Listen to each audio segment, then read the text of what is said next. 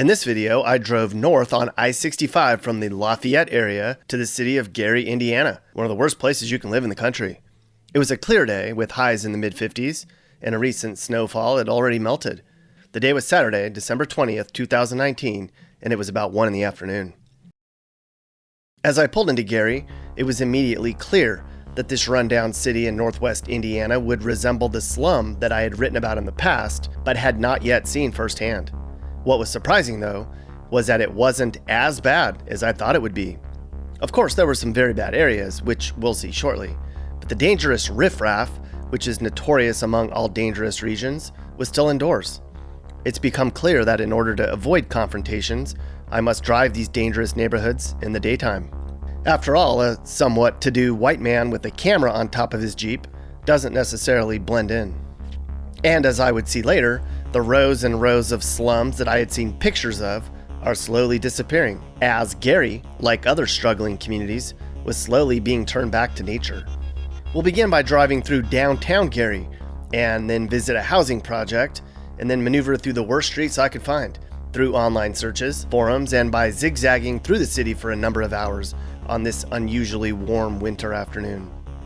Before I headed to the projects and then onto the worst parts of Cary, I drove Main Street in downtown Cary, which was grimy and forlorn.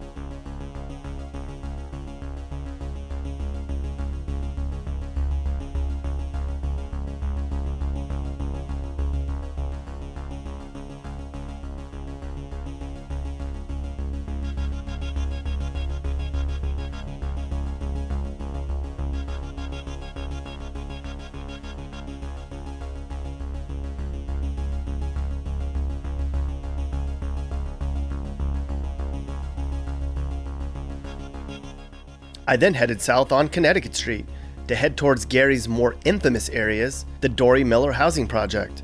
This will be my next stop, but as you'll see, I didn't stay long.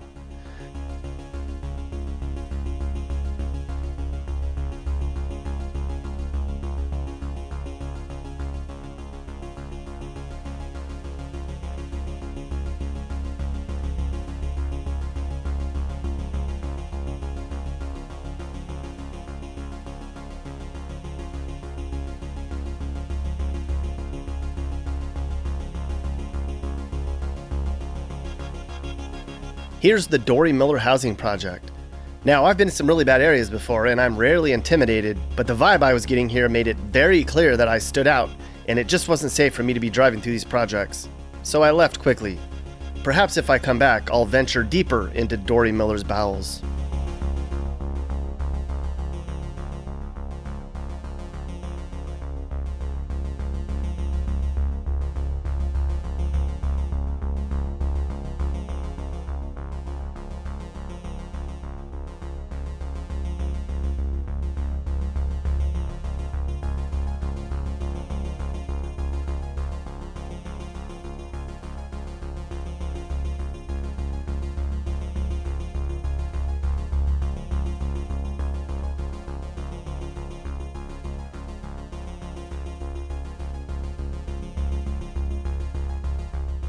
The next stop was an area that online research indicated would be a really rundown area.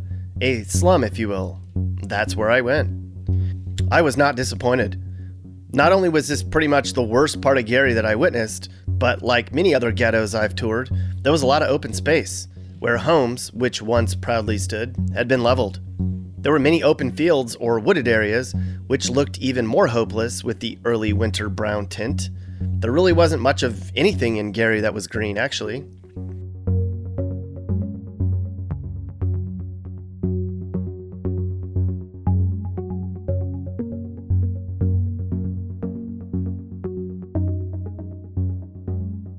Cary's population was once 180,000.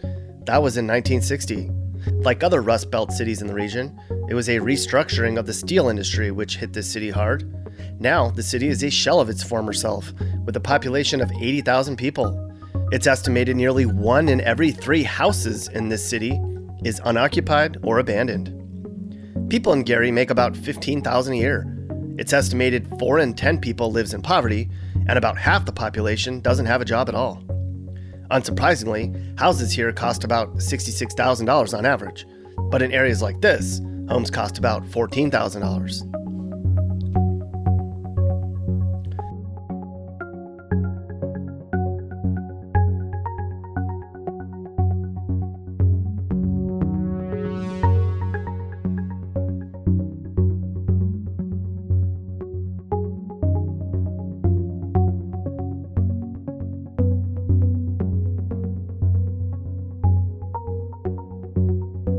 Upon a little more research, I came across the dollar lot program, something I haven't heard of before.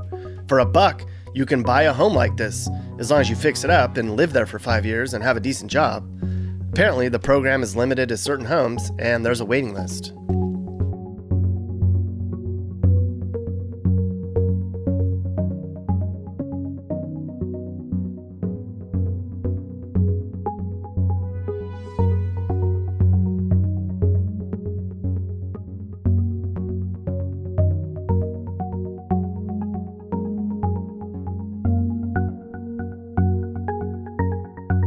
Cary's fighting blight in other ways.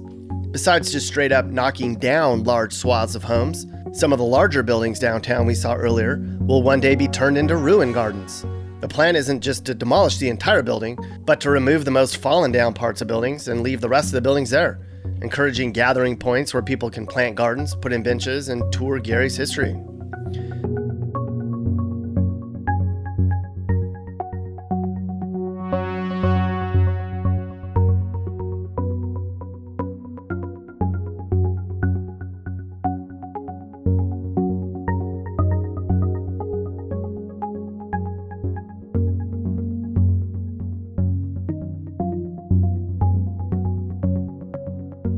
Cary's challenged for sure.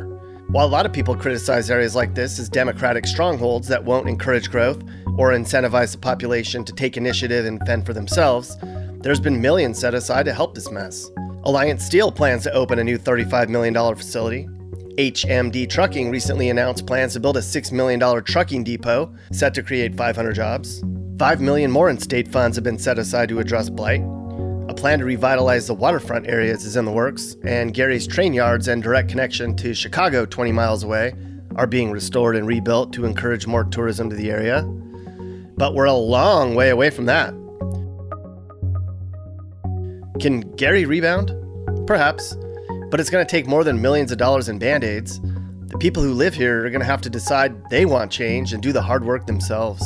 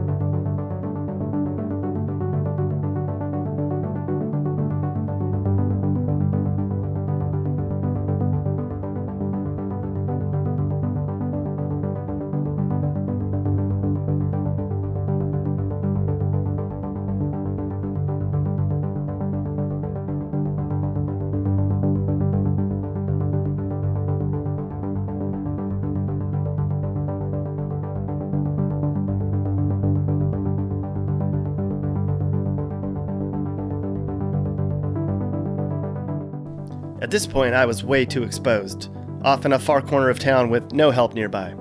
I almost became trapped in an alley due to the debris and narrow roadways. It was time to leave Cary before I became stranded or approached.